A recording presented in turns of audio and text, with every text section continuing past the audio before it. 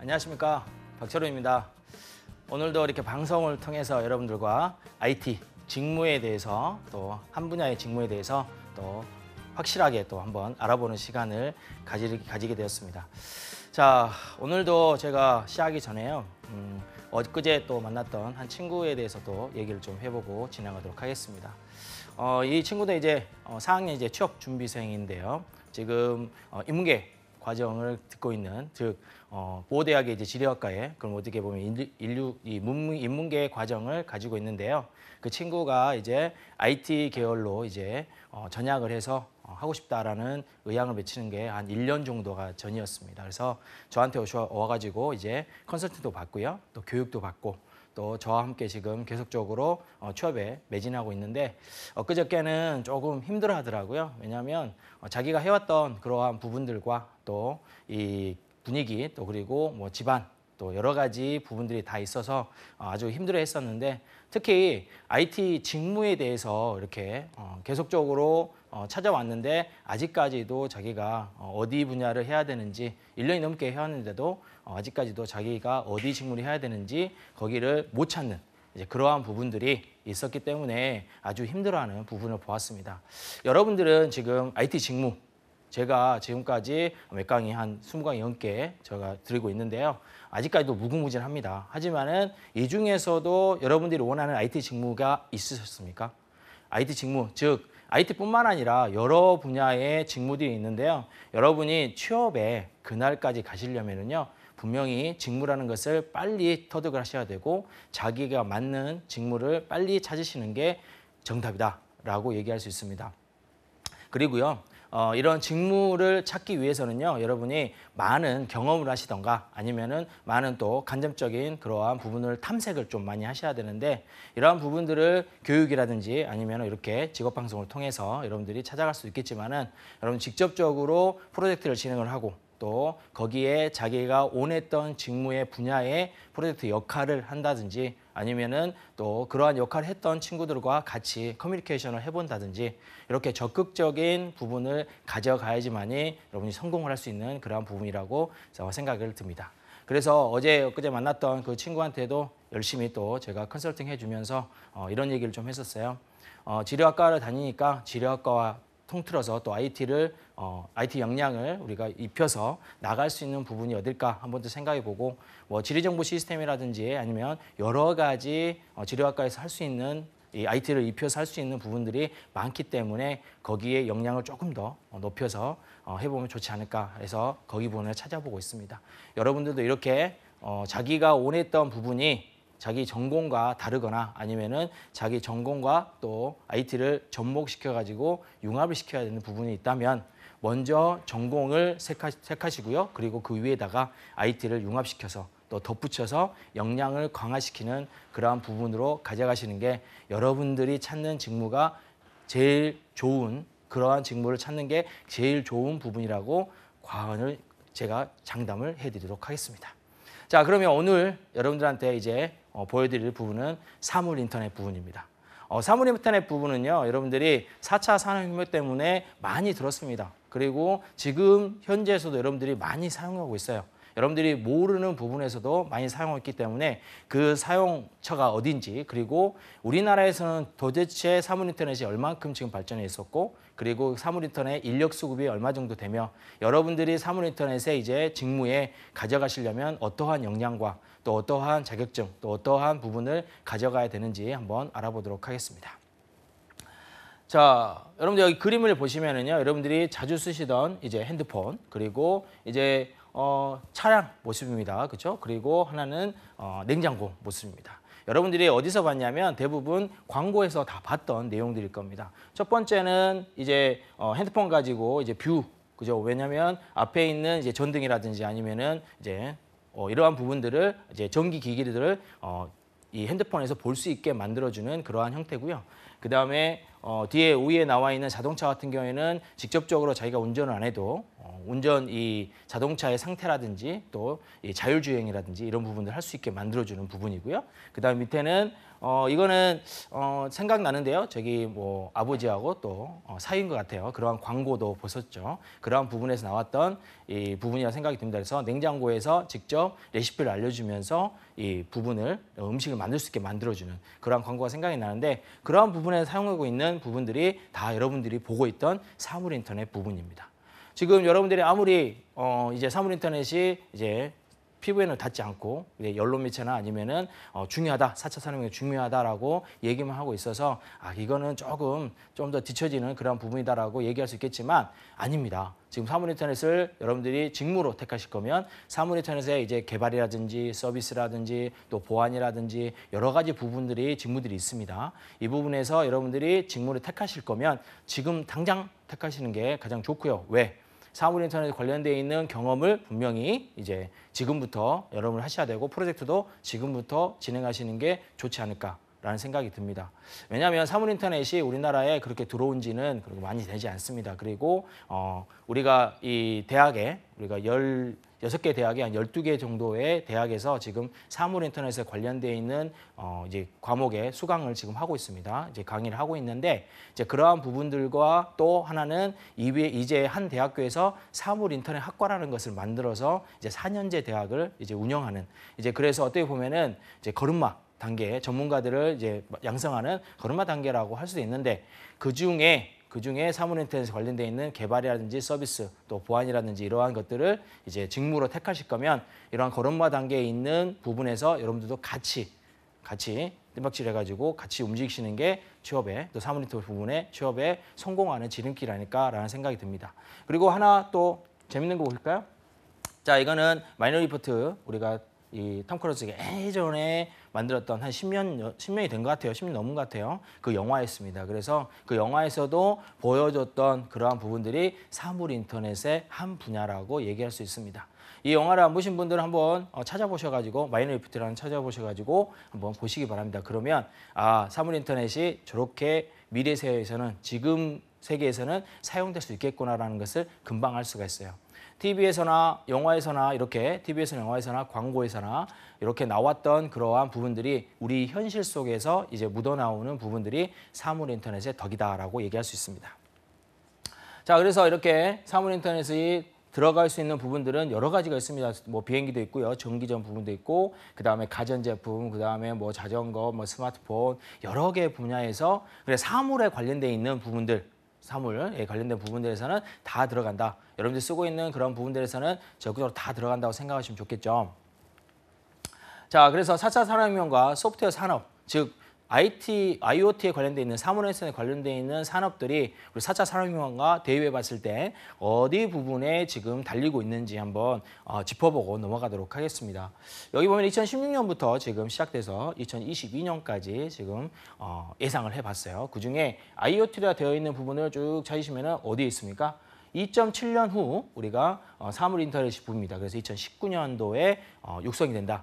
이 2019년도에 육성이 되는 부분은 뭐냐면 이게 활성화된다는 부분이죠. 활성화된다는 것은 대중화된다. 그래서 지금 현재의 대중화되어지지 않는 그런 사물인터넷 부분들도 이제 많은 사람들이 그냥 사용할 수 있는 대중화가 되는 그런 시기가 2019년도. 그 2019년도에 바로 인력들이 필요한 게 아니죠. 2018년도, 2017년도, 그렇죠. 올해부터 지속적으로 필요로 하고 있고요. 그리고 2018년도, 2019년도에도 그만큼 많은 인력들이 사물인터넷 부분에서 필요로 하겠다라는 것입니다. 그런 거를 단편적으로 보여주는 그러한 내용이 되겠습니다. 자, 그 다음에 우리가 그럼 사물인터넷의 정의를 한번 내려보도록 하겠습니다. 도대체 사물인터넷이라는 것이 무엇이냐? 말 그대로 사물인터넷. 그래서 사물에서 인터넷하는 네트워크를 통해서 인터넷하는 그러한 부분이다라고 얘기할 수 있는데요. 우리가 IoT라 그래가지고 인터넷 오브 띵스라는 그러한 준말의 약자입니다. 그래서 인터넷, 즉 사물을 통한 인터넷이다라고 얘기할 수 있어요. 그러면 사물에서 나오는 인터넷이라는 뜻은 뭡니까? 그렇죠. 사물에서 나오는 데이터들의 부분들을 우리가 어떻게 가공을 하고 어떻게 운영을 하고 또 어떻게 이거를 사용을 할 건가 아니면 어떻게 이거를 또 널리 펼칠 건가 아니면 데이터를 어떻게 분석을 할 건가 이런 부분들을 제공해 주는 부분이 사물 인터넷 IoT라는 것이 분명하겠죠. 그래서 그림을 보시면은 사물과 사물의 의사소통이라든지 어떻게 사물과 사물이 의사소통할까요? 여러분 지금은 그런 시대가 왔습니다. 그리고 사람과 사물의 의사소통은 지금 하고 있죠. 그래서 사람과 사물의 의사소통과 사물과 사물의 의사소통을 할 수 있게 만들어주는 그러한 본체, 그 본체가 뭐냐면 IoT다. 즉 사물 인터넷이라고 얘기할 수가 있겠습니다. 자, 그래서 사물 인터넷을 정의를 하게 되면 사물을 인터넷에 연결시켜서 그 기능과 활용성을 확장시키는 것이라고 얘기할 수 있고요. 그리고 사물 인터넷 개념적인 부분들을 우리가 가져간다면 옆에 그림처럼 사람과 사물과 데이터 이 세 개의 이 소스를 가지고 그 안에 뭐가 들어가 있습니까? 프로세서가 들어가 있죠. 그렇죠. 그래서 그러한 프로세서가 사람과 사물에서는 사람 대 사물, 또 사람 대 사람 같은 경우에는 모바일, 그리고 사물과 데이터 같은 경우는 비즈니스에 관련되어 있는 부분으로서 여러분들 사물 인터넷이 사용되고 있는 것이다라고 우리가 얘기할 수가 있습니다. 여러분들 이 그림은요, 사물 인터넷에 여러분들이 관심이 있고 또 사물 인터넷에 대해서 직무를 택할 거면은 이런 그림, 이 그림 정도는 여러분들이 기억하고 있어야 된다고 생각합니다. 그리고 뭐 면접이라든지 아니면은 우리가 기술 면접 아니면은 기술 평가, 그죠? 지필평가 같은 경우에서 충분히 나올 수 있는 부분이기 때문에 여러분들이 숙지를 해주시면 좋을 것 같고요. 자, 그러면 사물 인터넷의 개념, 우리가 정의를 알아봤는데 우리가 개념은 어떻게 되는지 프로세스를 통해서 알아보도록 하겠습니다. 자, 첫 번째는 자, 사물이 인터넷 및 타기기에 연결이 되는 부분으로서 즉 사물과 그리고 인터넷 그리고 타 기기 등에 연결이 된다면이라는 조건을 달고 나서요. 어떠한 프로세서로 진행이 되는지 하나씩 알아봅시다. 첫 번째가 뭡니까? 정보 수집이에요. 그렇죠? 정보가 수집된다는 것은 사물에서 나오는 데이터들에 대한 정보를 수집한다라고 얘기할 수 있겠죠.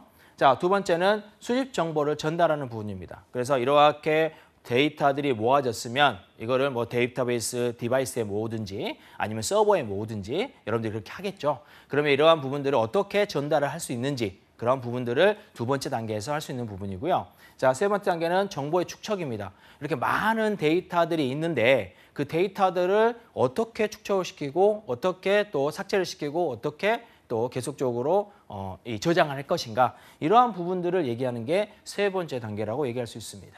그 다음 네 번째 단계는 정보의 융합.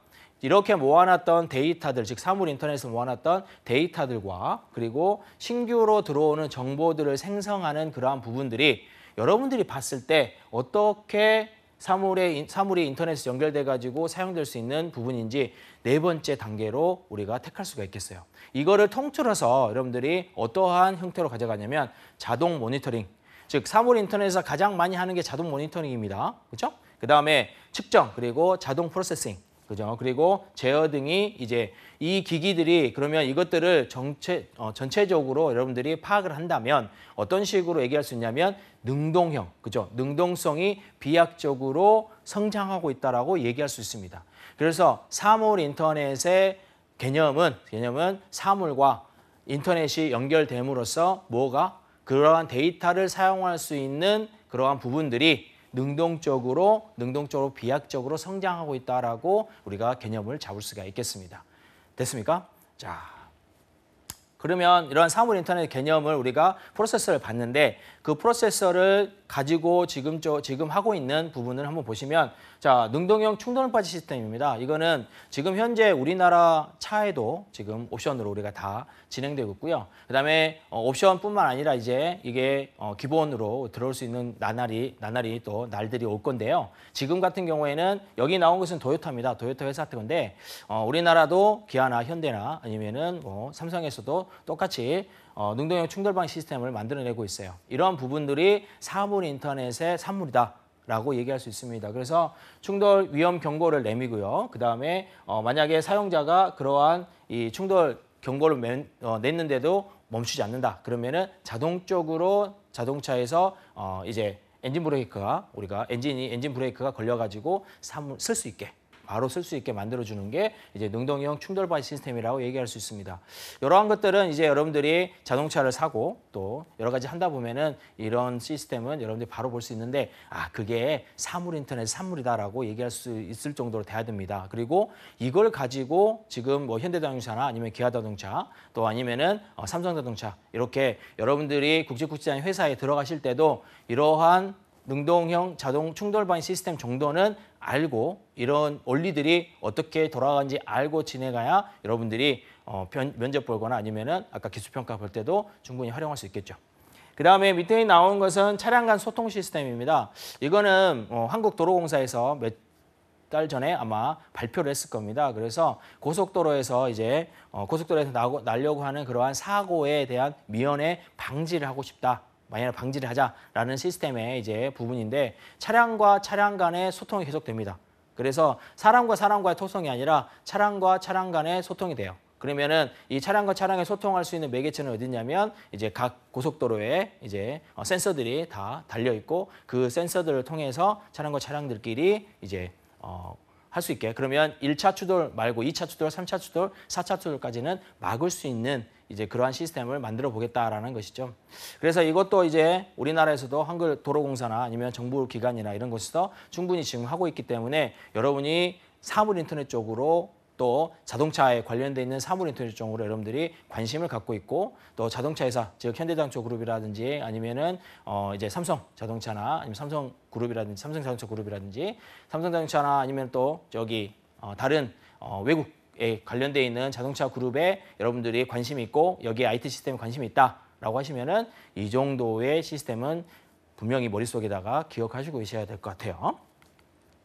자, 그러면 사물 인터넷 시세에 이제 도래를 하게 됐습니다. 우리나라가 4차 산업혁명이 이제 진행되고 있는데 한간에 이제 전문가분들 같은 경우에는요 이런 얘기를 하십니다. 무슨 얘기를 하냐면 미국은 지금 사물 인터넷이 지금 사용되고 있다. 활발하게 사용되고 있는데 우리나라는 도입 부분이다.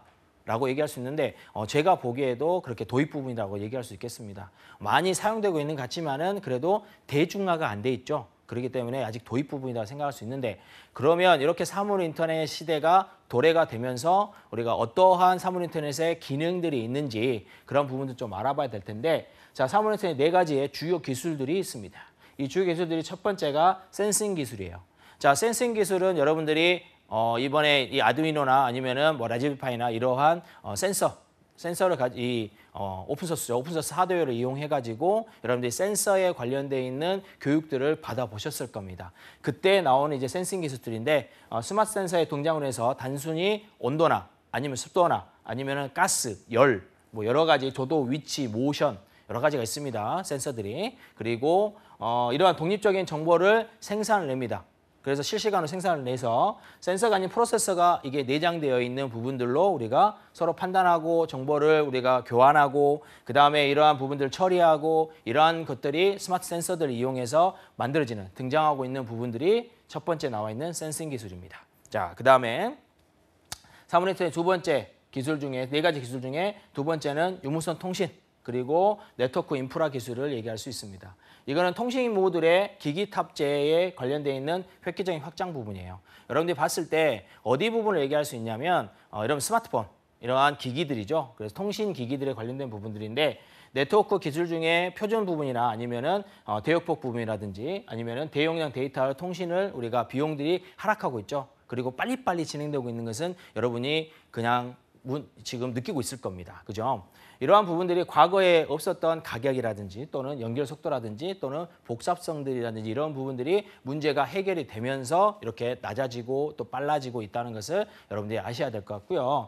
그다음에 실험 수준에만 있던 홈 네트워킹, 그죠? 그리고 스마트 유통 등이 지금 활발하게 이루어질 수 있도록 지금 되고 있는 부분들이 어떻게 보면은 우리가 유무선 통신 및 네트워크에 관련되어 있는 인프라 기술들이 발전시킬 수 있는 사물 인터넷의 기술이다라고 얘기할 수 있겠습니다. 자, 사물 인터넷 기술의 세 번째는 이렇게 IoT, 즉 사물 인터넷 서비스의 인터페이스 기술이라고 얘기할 수 있습니다. 인터페이스는 우리가 보여지는 그러한 사람들이 볼 수 있는 그러한 기술력인데요. 서비스 인터페이스 기술의 비약적인 발전이 그거를 대변해주고 있어요. 그래서 다양한 형태의 스마트 기기들이 지금 출시가 되고 있죠. 이번에 또 출시가 삼성전자에서 출시가 되고 있는 그러한 스마트폰이라든지 아니면은 뭐 아이폰 시대에 있는 부분들이라든지 아니면은 태블릿 PC라든지 아니면은 또 맥북이라든지 아니면은 여러 가지 노트북에 관련된 부분들도 여기 형태의 스마트 기기로 이제 사용되고 있죠. 그다음에 여러분들이 또 웨어러블 기기를 또 빼먹을 수 없겠네요. 또 차고만 있어도 내 심장의 박동수라든지 아니면 내 온도라든지 내 체온이라든지 아니면 나의 건강 상태까지도 파악할 수 있는 이러한 헬스케어에 관련되어 있는 웨어러블 기기들을 등등등을 우리가 또 이러한 다양한 형태의 스마트 기기라고 얘기할 수 있겠죠.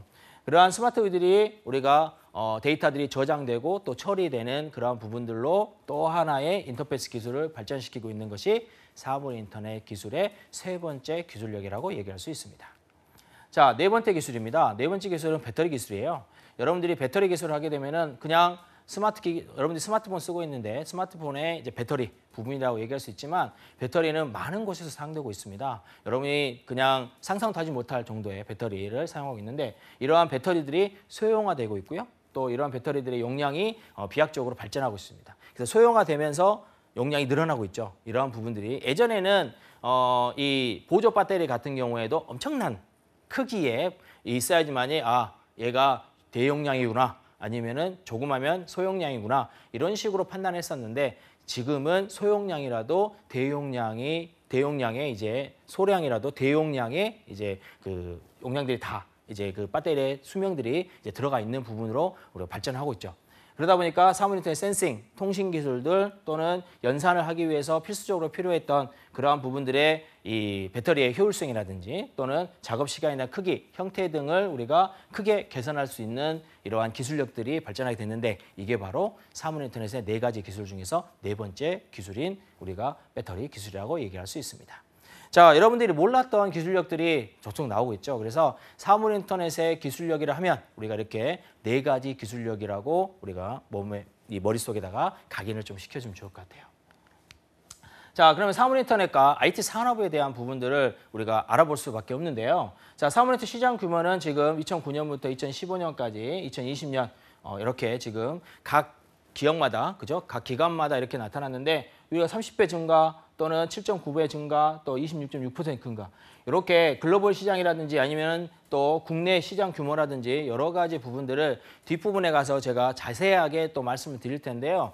이렇게 많이 발전하고 있죠. 엄청난 기하급수로 발전하고 있는 것은 여러분이 눈으로 확인할 수 있고 기하급수로 발전한다는 것은 산업만 발전합니까? 아니죠. 그만큼의 일자리도 확보가 될 거고요. 그런 일자리들이 확보가 되는데 어느 분야의 일자리들이 많이 확보가 되겠어요?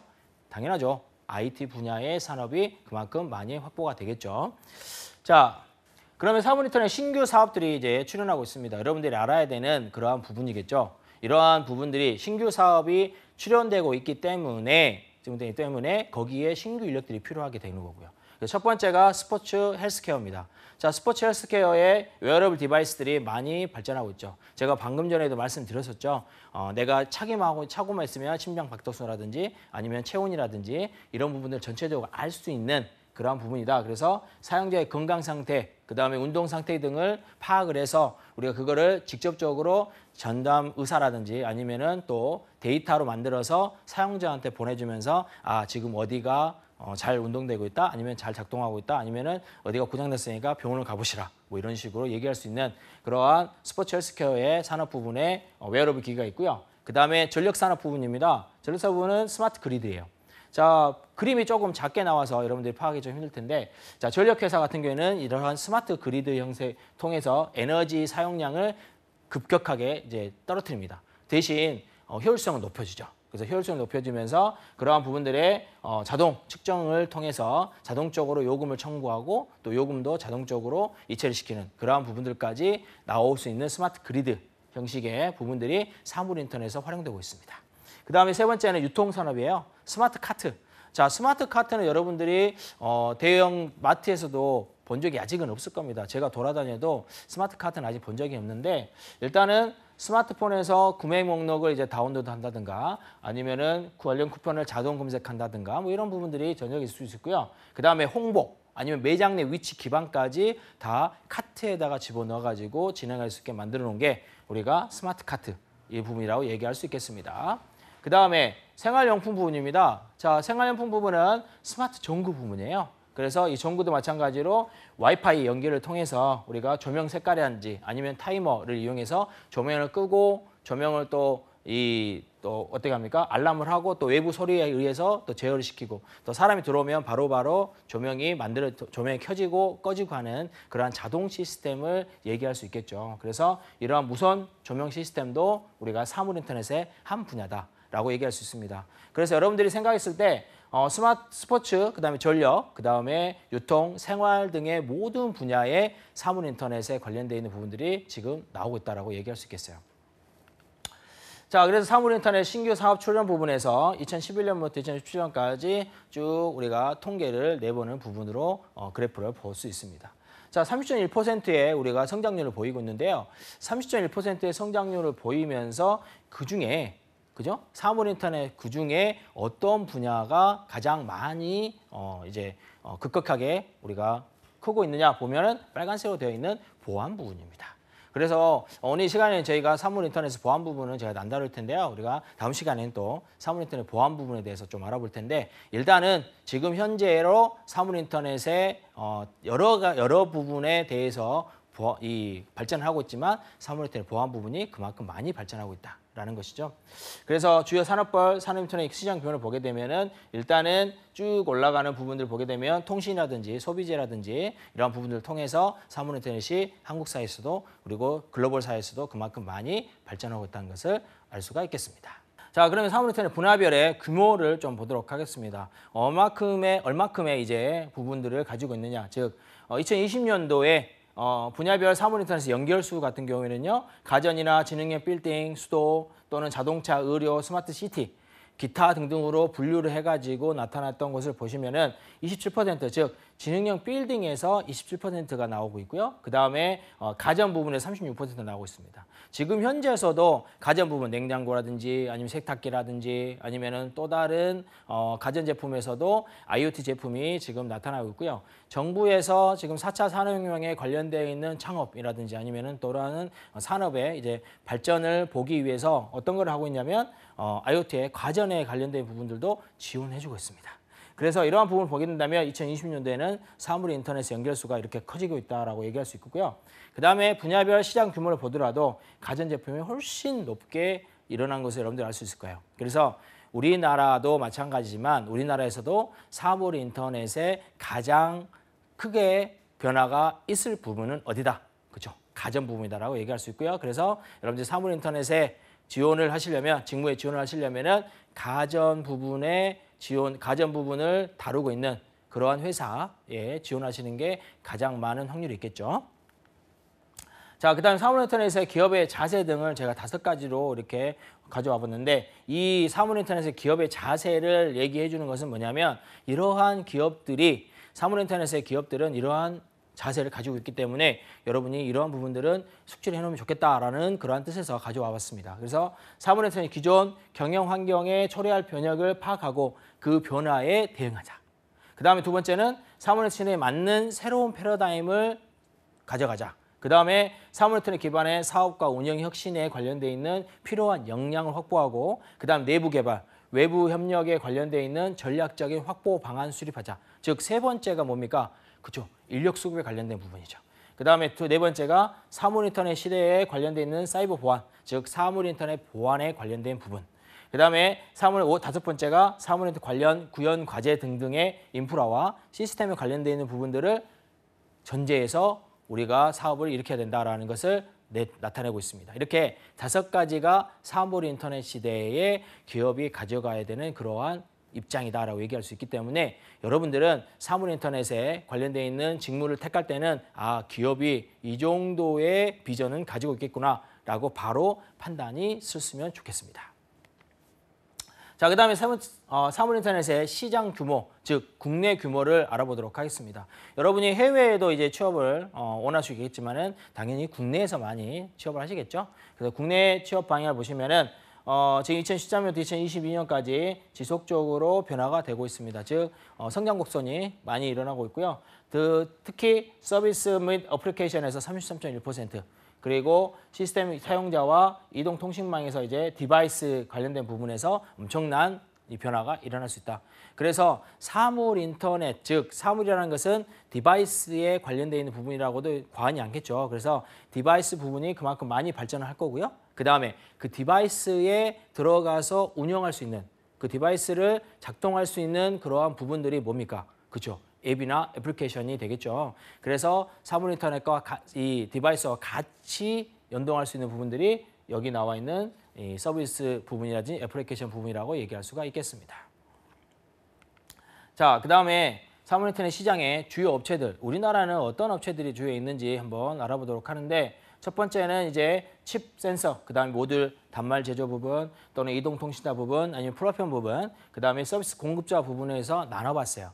우리가 삼성전자나 LG전자 같은 경우에는 칩셋이나 아니면 스마트 모듈이라든지 단말 제도에 관련된 부분으로 국한되어 있죠. 그 다음에 애트리라든지 삼성전기, 텔레칩스나 누리텔레콤 또는 LGIS 같은 경우에는 거기도 마찬가지로 센서 등을 관리하는 부분, 개발하는 부분으로 가져갈 수 있습니다. 그 다음에 이동통신사 같은 경우는 SKT, KT, 그 다음에 LG유플러스에서 우리가 사물 인터넷 관련된 부분을 가져가고 있죠. 그 다음에 플랫폼 같은 경우에는 LG나 CNS나 아니면 LG CNS나 아니면 멤버, 페다라 뭐 이러한 이 부분에서 우리가 이러한 회사에서 진행되고 있는 부분이고요. 그 다음에 한국전력이라든지 또 공기업입니다.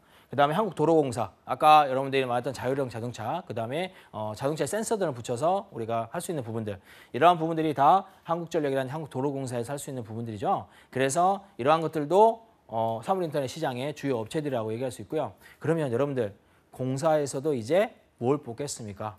그렇죠? 사물인터넷의 전문가를 뽑을 수밖에 없습니다. 사물인터넷의 교육을 받았던 친구들, 아니면 사물인터넷의 교육 말고 프로젝트를 했던 친구들, 그 프로젝트에 경험이 있는 친구들 같은 경우에는 이렇게 이제 공사에도 취업이 가능하게는 시대가 온다. 지금도 뽑고 있습니다. 그 다음에 현대차나 아까 얘기했던 현대차나 삼성 SDS나 아니면은 삼성 아니면 LG 뭐 이런 곳에서 포스코라든지 이런 곳에서도 플랫폼이라든지 서비스 공급자 이러한 곳에서 진행되고 있기 때문에 각종 회사에서 사물 인터넷에 관련된 전문가들 그리고 신규 인력들을 뽑을 가능성이 그만큼 커지고 있다는 것입니다. 2017년도 하반기나 2018년도 상반기에는 당연히 사물 인터넷 관련된 부분으로 이제 채용 공고가 나는 것을 예상해 볼 수가 있을 것 같아요. 자, 그래서 주요 기업들의 이제 서비스를 좀 알아보도록 하겠습니다. 요거를 아는 것은 이제 SKT나 LG유플러스나 아니면 KT, 삼성전자에서 이제 나타나는 부분들인데 SKT에서 많이 지금 하고 있습니다. 그래서 스마트팜이라든지 아니면 헬스원이라는 건강 서비스 부분, 그다음에 LG유플러스는 음식물 쓰레기의 자동 관리 시스템이라든지 지금 나타나고 있는 신규 아파트 같은 경우에는 이러한 시스템이 들어가 있더라고요. 그래서 각 호수별로 비밀번호가 들어가 있고요. 그 비밀번호를 통해서 우리가 음식물 쓰레기를 배출할 수 있게 만들어 놓은, 그리고 집에서도 음식물 쓰레기를 배출할 수 있게 만들어 놓은 그러한 아파트도 등장하고 있습니다. 그 다음에 차량 관제 시스템, 그래서 차량을 우리가 관리를 하는데 집안에서도 분명히 할 수 있는 부분들이죠. 그래서 차량이 도난이 됐다든지 파손이 됐다든지 아니면 차량 위치 확인이라든지 여러 군데, 그리고 차량이 들어왔는지 안 들어왔는지 입출에 관련된 부분들도 집에서도 활용할 수 있다는 겁니다. 그 다음에 KT는 스마트홈 서비스를 하고 있습니다. 여기서 차량 도난 방지 시스템도 같이 하고 있는 부분이고요. 삼성전자에서는 홈싱크 시스템 서비스를 하고 있죠. 홈싱크는 여러분들이 냉장고라든지 아니면 여러 군데에서도 삼성전자에서 하고 있는 부분을 보실 겁니다. 광고에서나 아니면은 또 집안에서도 볼 수 있겠죠. 이러한 사물인터넷 시장의 주요 업체들에서 주요 서비스들을 알아봤는데요. 여러분들은 이곳에서 취업을 한다면, 즉 SKT나 LG유플러스나 KT 이런 통신사에서 취업을 한다면 어디에다가 투자를 해보고 싶으세요? 한번 골라보십시오. 자, 그 다음에 산업인터넷 시장 분석을 통해서 여러분들한테 이 시장이 이렇게 커졌으니까 얼마만큼의 인력들이 필요하겠다라는 것을 알려드리는 시간입니다. 그래서 사업체 비율 같은 경우에는요, 지금 플랫폼이나 네트워크, 뭐 제품, 그다음에 서비스에 관련된 부분을 봤을 때 오늘 이 시간에 해야 했던 사물인터넷의 개발과 서비스의 직무에 한해서 서비스 분야가 그만큼 45.5% 엄청난 많은 그러한 그 사업체를 가지고 있죠. 그래서 이 비율은 어떻게 본다면 551개, 사업체 수가 55개, 1개 되기 때문에 총 1,200개 중에서 45% 정도를 차지하고 있다고 얘기할 수 있습니다. 그래서 지금 현재로서는 사물인터넷 서비스를 하는 업체가 그만큼 많다라는 것을 얘기할 수 있고요. 그다음에 종사자를 규모별로 우리가 찾아봤을 때는 1인에서 9인이 그다음에 10인에서 49인 사이가 가장 많았습니다. 그래서 중소기업이 가장 많이 지금 배진돼 있다고 얘기할 수 있고요. 그다음에 대기업 같은 경우에는 아까 서비스를 할 수 있는 부분으로 얘기할 수 있겠네요. 그다음에 종사자 수입니다. 자, 종사자 수는 이렇게 여러 개 형태로 되어 있는데 합계를 보면은 플랫폼과 네트워크, 제품기기 서비스의 합계를 보면은 그만큼 남자와 여자의 합계가 많이 있는데 현재로서는 남자들이 좀 많습니다. 근데 여성 개발자들도 많이 지금 크고 있으니까 여성 개발자들도 우리가 계속 뽑고 있다고 얘기할 수 있으니까 여러분들 도전의식을 가지고 여성분들도 도전을 가지고 한번 해보시는 것도 좋습니다. 자, 그다음에 종사자 수가 나와 있는데요. 우리가 여성 비율과 남성 비율을 통해서 앞에서 봤기 때문에 바로 스킵을 하고요. 기술 인력 현황입니다. 이거는 얼마만큼의 기술력을 가지고 있는 친구들을 뽑느냐. 그래서 2016년도 부분에 보면은 이 초급과 중급과 고급이 있는데 대부분 어디에서 서비스 분야에서 초급 분야를 많이 뽑고 있죠. 그만큼 729명이라는 인력이 많이 필요한다는 것은 그만큼 많은 신규 인력들이 필요하다는 것을 대변해주는 부분이라고 얘기할 수 있습니다. 그 다음에 플랫폼 분야의 기술 인력 수도 나와 있는데요. 우리가 전체적으로 초급 인력이 그만큼 많이 있죠. 우리가 고급 인력보다는 초급 인력들이 많이 있다는 것을 여러분 눈여겨보셔야 돼요. 그만큼 초급 인력들이 많이 뽑고 있다는 것을 얘기할 수 있고요. 그 다음에 제품 기기 분야별 기술 인력 수도 마찬가지로 초급 인력들이 많이 있습니다. 그래서 신규 인력들이 사물인터넷 부분에서는 직무에서는 많이 필요하고 있다는 것을 알 수 있습니다. 그 다음에 서비스 분야의 기술 인력 수가 나와 있습니다. 전체적으로 초급 인력과 중급 인력과 고급 인력이 있는데 여기는 또 중급 인력이 더 많이 있어요. 그렇기 때문에 앞에서 제조, 사물인터넷의 개발과 그다음 제조에서 있던 분들이 이제 서비스로 넘어오면서 중급자로 또는 고급자로 이제 넘어가는 그런 형태로 경력자로 넘어가는 형태로 생각하시면 될 것 같습니다. 사물인터넷에 경력이 좀 있으시다 하신 분들은 이제 사물인터넷 서비스에 관련된 부분으로 지원해 보시는 게 좋겠죠. 자, 그래서 사물인터넷 사업별 채용 계획을 보게 되면은 일단은 플랫폼과 서비스 분야에서 봤을 때 합계를 봤을 때는 1,500명 정도. 2016년도, 2017년도에 관련되어 있는 부분이긴 한데요. 2016년도 말에 이제 사물인터넷 관련 기업들에 대해서 설문조사 해가지고 나타났던 통계이기 때문에 여러분 이런 부분들은 우리가 좀 알고 있으면 사물인터넷의 서비스 분야의 직무에 지원해보는 게 훨씬 더 낫겠다. 아니면은 뭐 네트워크 관련된 부분, 아니면은 제품 기기에 관련된 부분으로 우리가 해볼 수 있겠다. 도전해볼 수 있겠다. 얘기할 수 있겠죠. 그래서 여러분들 봤을 때는 어디에 도전해볼 수 있겠어요? 지금은 서비스 분야, 그리고 제품 기기 분야에 도전해보시는 게 가장 확률이 높겠죠. 자, 그 다음에 사물인터넷 개발의 서비스의 이제 직무에 대해서 우리가 알아보도록 하겠습니다. 지금까지는 이제 사물인터넷의 직무가 속해 있는 사물인터넷의 산업에 관련되어 있는 부분에서 어떻게 발전해왔고, 그 다음에 어떠한 인력들이 필요하며 또 이런 인력들이 얼마만큼 필요한지 나타낸 부분을 생각하면 여기 안에 들어가 있는 직무, 즉 사물인터넷 개발과 서비스 직무는 어떤 걸 나타내느냐.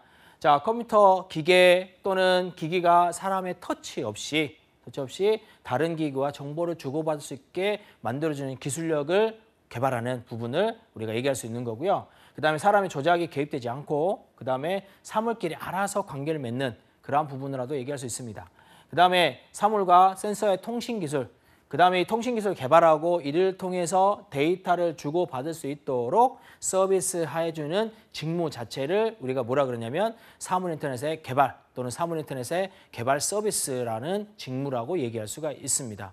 이렇게 직무를 우리가 개요를 봤는데요. 이러한 사물인터넷의 개발과 서비스 직무의 주요 업무들은 무엇이냐라고 얘기하냐면 몇 가지를 나타내면 한 5가지를 얘기할 수 있습니다.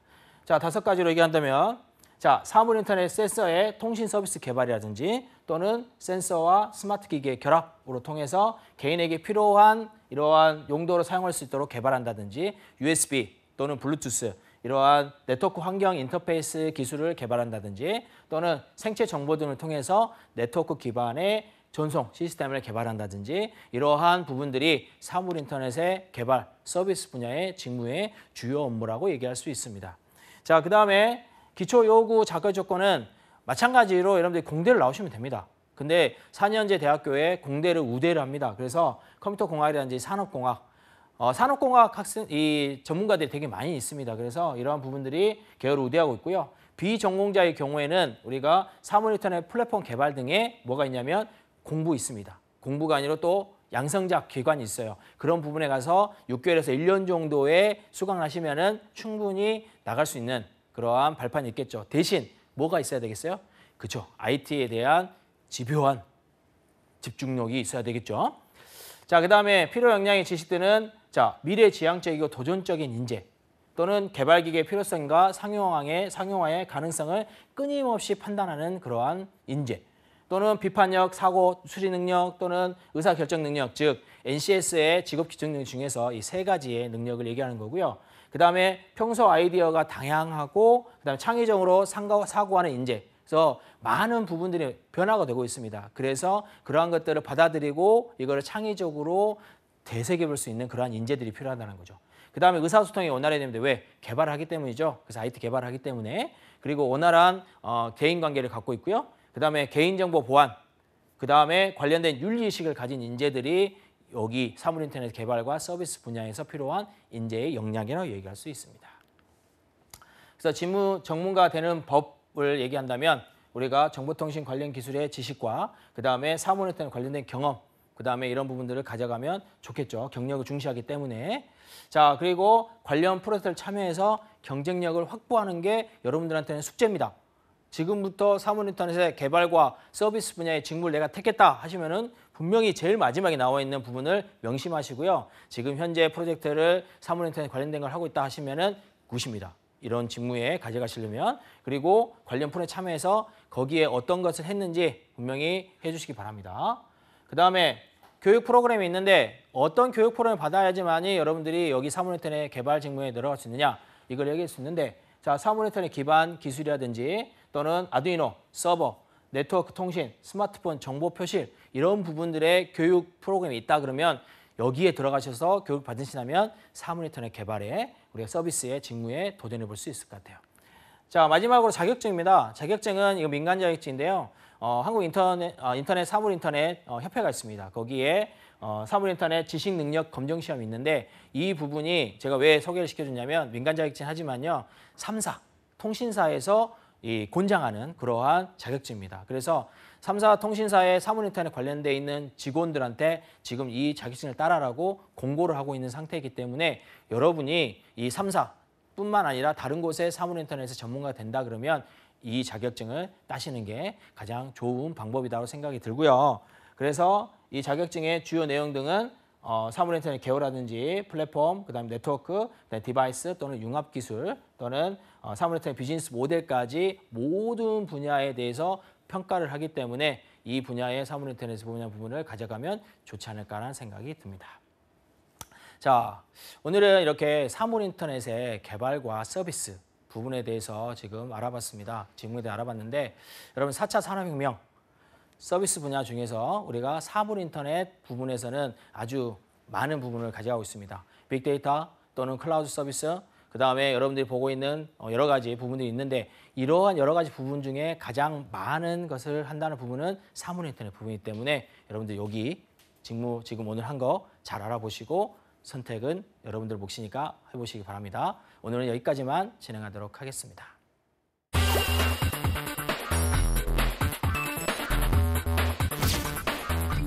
자, 오늘도 이제 박철원의 IT 실무자의 생생 인터뷰 시간이 돌아왔습니다.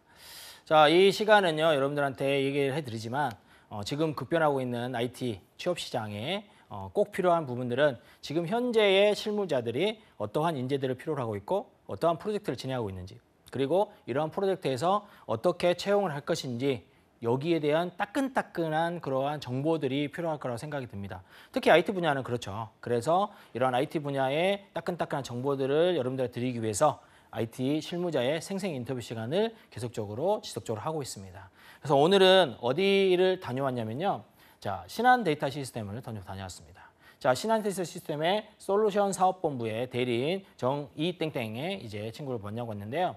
저희 후배기도 하고요. 그리고 열심히 지금 들어가서 열심히 지금 근무를 하고 있는 또 개발자로서 근무를 하고 있는 그러한 친구입니다. 자, 금융 IT에 관련된 부분들이 지금 이슈가 되고 있죠. 그래서 신한데이터 시스템도 마찬가지로 신한은행뿐만 아니라 여러 군데의 신한 금융그룹, 금융지주 있죠. 금융지주의 모든 IT 분야의 부분을 다 다루고 있습니다. 그렇기 때문에 신한 금융 부분에, 신한 금융 IT 부분에 또 다른 패러다임으로 이렇게 성장하고 있는 부분이고요. 그 다음에 인터넷 전문은행이 이제 여러분들이 생각하실 때도 뭐 K뱅크라든지 아니면은 카카오뱅크 등이 우리가 발전하면서 IT 분야의 인재들이 그만큼 많이 필요로 하고 있다라고 얘기할 수 있겠죠. 그래서 신한데이터 시스템이라든지 아니면은 다른 또 여러 가지 기업은행 시스템도 있죠. 그러한 부분이라든지 여러 개 계열회사들이 그만큼 IT 계열회사들이 금융기업의 계열회사들이 그만큼 많은 인재들을 뽑으려고 하고 있다는 것을 이제 알려드리려고 얘기할 수 있습니다. 자, 그러면 오늘 회사 소개를 이렇게 얘기를 해볼 텐데요. 금융 IT 분야의 최적의 파트너로 우리가 성장하고 있고요. 그다음에 다양한 금융 관련 시스템을 성공적인 구축과 그리고 프로젝트 경험을 바탕으로 해서 대외 경쟁력을 확보하고 있는 회사가 우리가 신한데이터 시스템이라고 얘기할 수 있습니다. 자, 그다음에 신입인 연구원의 기본 연봉, 여러분들한테 가장 핫한 또 이슈겠죠. 3,400만 원 정도의 평균. 3,400만 원 정도의 우리가 학사 기준입니다. 그래서 이 정도를 받고 있다라고 얘기할 수 있고요. 그 다음에 공채나 아니면은 추천제로 우리가 채용을 하고 있다라고 얘기할 수 있습니다. 그 다음에 이 현재 직무에서 어떠한 일을 하고 있느냐라는 질문을 드려봤습니다. 그랬을 때 운행 시스템을 설계, 그 다음에 구축, 그리고 이를 통해서 클라이언트의 요구사항을 우리가 파악할 수 있도록 조치하면서 자체 솔루션을 개발하고 있다. 즉, 신한은행의 또는 신한금융지주의 이러한 신한금융에 관련되어 있는 부분의 자체 솔루션들을 개발하고 있다는 것을 얘기할 수 있고요. 그 다음에 자, 회사에서 자랑할 만한 복지가 있느냐.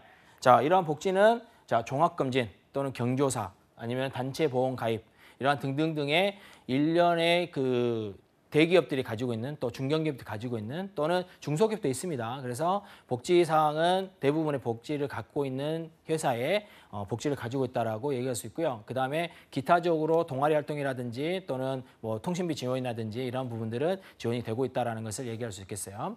그런데 이 친구가 이제 얘기를 좀 해보니까 지금 한참 바쁘기 때문에 야근을 좀 많이 한다고 하더라고요. 그래서 그게 좀 불만이다라고 얘기를 했는데 그런 부분들은 이제 이렇게 종합검진, 경조사, 뭐 단체보험을 통해서 조금 더 누그러지겠죠.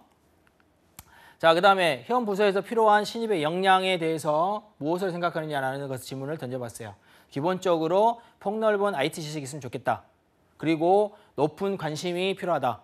내가 IT인으로서 크려고 하려면 관심부터 있어야 되는데 관심이 없는 친구들이 많다라는 것이죠. 그냥 취업을 하기 위해서, 그냥 IT를 배웠기 때문에, 그냥 이렇게 오시는 친구들이 많기 때문에 차라리 전산 장비 아니면 IT에 관련되어 있는 그러한 이 소속된 부서에서 이렇게 우리가 살아남으려면요. 이러한 관심부터 가진 게 좋지 않을까라는 그러한 당부를 했었어요. 그리고 활발한 의사소통, 그다음에 세심함 등이 좀 필요하다라는 것이었습니다. 왜? 금융에 관련되어 있는 부분들은 숫자에 관련된 부분들이죠. 그래서 조금만 틀리더라도 엄청난 파급 효과가 있기 때문이죠. 그다음에 실무 면접 지원자 평가에 우리가 정형한 툴은 별로 없는데 실무 면접 때 이제 전반적인 지원자의 태도하고 IT 관련되어 있는 질문을 주로 다루고 있다라는 것을 우리가 내세웠습니다. 그다음에 직원 채용은 어떻게 이루어지느냐? 기본적으로 공개 또는 추천 채용을 하고 있고요. 대부분 공개 채용을 하고 있습니다라고 했고요.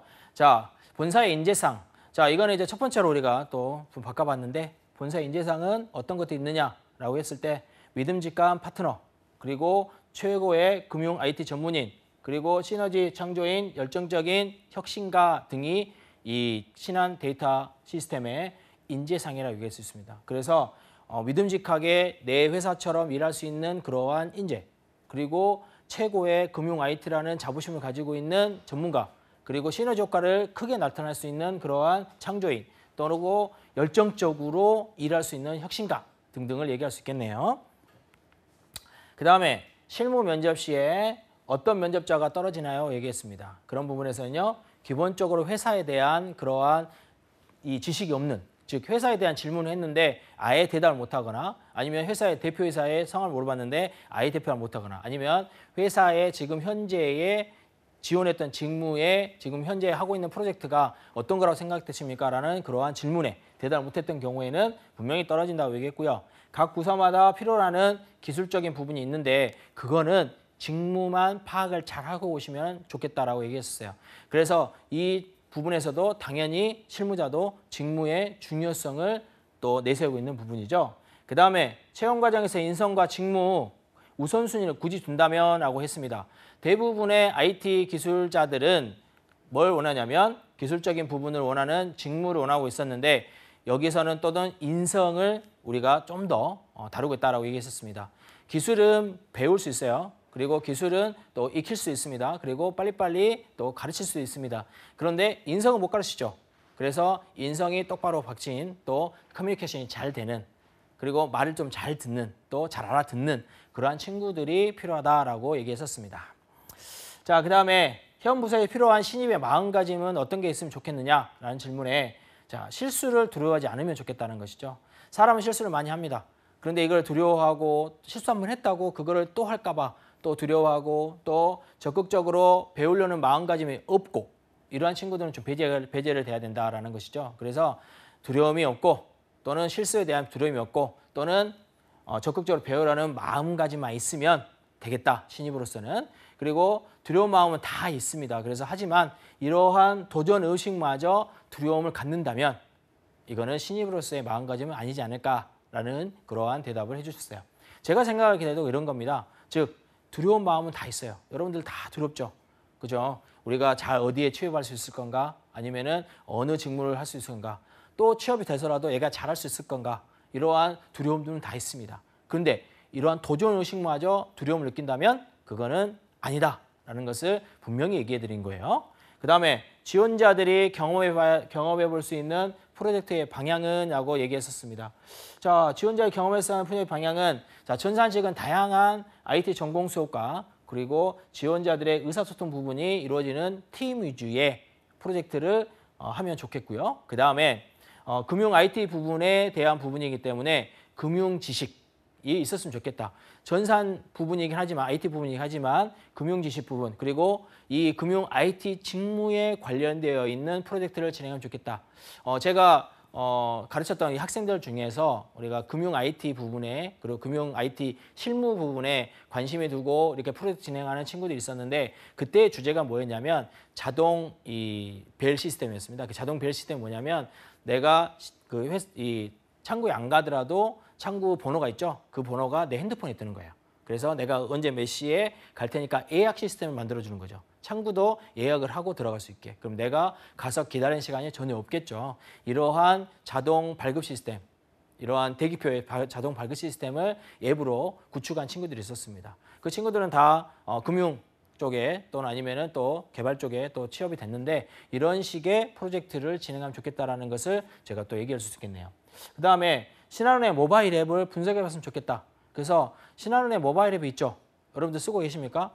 저도 이제 신한은행 관련되어 있는 부분을 많이 쓰기 때문에 쓰고 있는데 신한은행의 모바일 앱이 그만큼 많이 쓰이고 있습니다. 그래서 그거를 한번 역으로 기획해보고 또 역으로 한번 기능들이 있을 텐데 그 기능들을 하나씩 만들어보는 그래서 자기 개인적으로 만들어봐도 괜찮고요. 또는 팀 프로젝트로 해서 만들어보는 것을 가져간다면 그것 또한 좋은 또 효과를 가져갈 수 있겠다라고 얘기할 수 있었습니다. 그래서 제가 생각하기에도 역기획이라든지 아니면 역개발 또는 역추적 같은 이러한 부분들이 여러분들한테는 중요한 부분이다라고 또 한번 얘기할 수 있겠네요. 자, 그리고 우리가 마지막으로 이제 신입 지원자들한테 꼭 해주고 싶은 말이 있느냐라는 질문을 던졌어요. 이런 질문을 던졌을 때, 자, 개발자, IT 컨설턴트 또는 엔지니어, 서버, 보안, 네트워크 여러 가지 있습니다. 그리고 전산관리, 그리고 전산관리 교육 담당자들, 즉 IT 분야에서 할 수 있는 일들은 너무 많다. 우리가 신한제스 시스템뿐만 아니라 IT 회사들 그리고 IT를 다루는 회사들 또는 제조나 서비스나 아니면 여러 직종들의 IT 부서들이 분명히 많이 존재하고 있어서 그만큼 많이 뽑을 수밖에 없다. 그리고 4차 산업혁명에서 소프트웨어의 인지도가 그만큼 많이 일어나고 있기 때문에 그만큼 이제 인재들, 신규의 인재들도 그만큼 많이 뽑을 수밖에 없다라는 것을 얘기해 줬는데요. 다만 이 일들이 기본적으로 높은 IT 지식을 가지는 게 아니라 높은 IT 관심도를 가져가는 것을 명심하시고 그리고 이러한 원하는 IT 직무에 대한 활동이라든지 프로젝트라든지 또는 경험이라든지 또는 공부를 또는 교육을 집중적으로 받으시면 좋겠다라고 얘기했었습니다. 어느 하나를 택해서요. 어느 하나를 택해서 그걸 집중적으로 하시라는 것이죠. 직무도 마찬가지죠. 그런 직무를 통해서 이렇게 진행하시면 좋을 것 같고요. 그 다음에 관련 경험 꼭 필요하겠습니다. 금융 IT에 관련된 경험이 아니더라도 IT에 관련된 경험이 있다고 그러면 충분히 경험해 보시고 그 다음에 내가 먼저 솔선수범해서 하겠다고 얘기해 보시는 그러한 진취성도 필요하다고 얘기했었습니다. 자, 여러분들 지금 오늘도 이렇게 한 실무자를 만나고 왔고요. 그 다음에 계속적으로 실무자를 만날 텐데요. 실무자 인터뷰 때마다 나오는 그러한 얘기가 있습니다. 신입 직원들의 자세는요.